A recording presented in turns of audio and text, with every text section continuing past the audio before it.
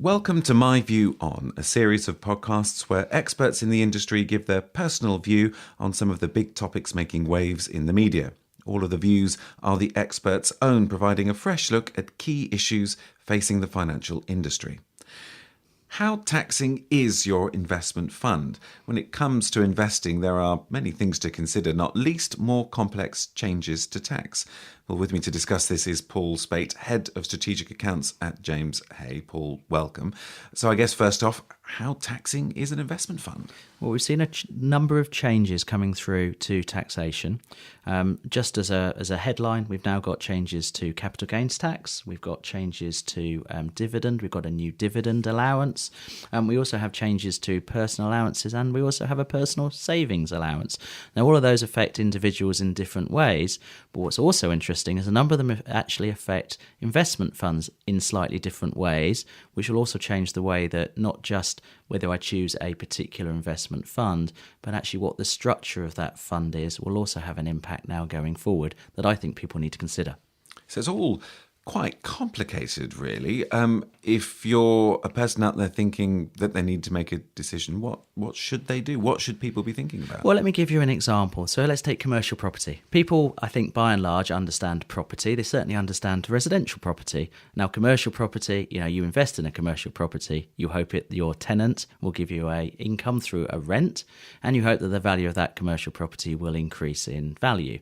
Now, if you want to buy one of those properties absolutely directly, you can go and take out a SIPP and you can buy a commercial property. Great.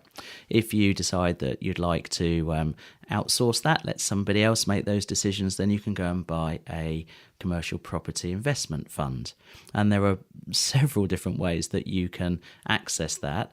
Then depending on which tax wrapper you're in and what kind of taxpayer you are, will actually determine which result you decide to choose. So it's not just about choosing the right manager to manage your money. You've now actually got to decide which particular investment structure your assets are held in.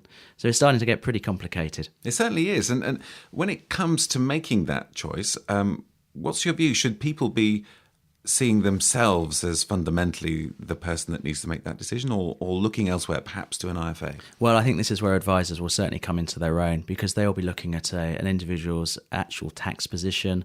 They'll also have access to making sure they choose the right investment manager and then the right vehicle.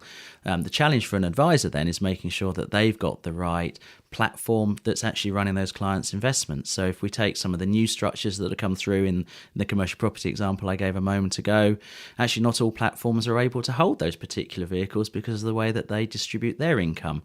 So having a sophisticated, almost open architecture platform, I think will be extremely vital for an advisor to make sure that having decided what's the right vehicle, they then can actually go and purchase that particular fund. When I say open architecture, I mean a platform that enables an advisor to recommend assets from the open market, not just restricted to what that particular platform might have as available funds. Okay, Paul, thanks very much indeed.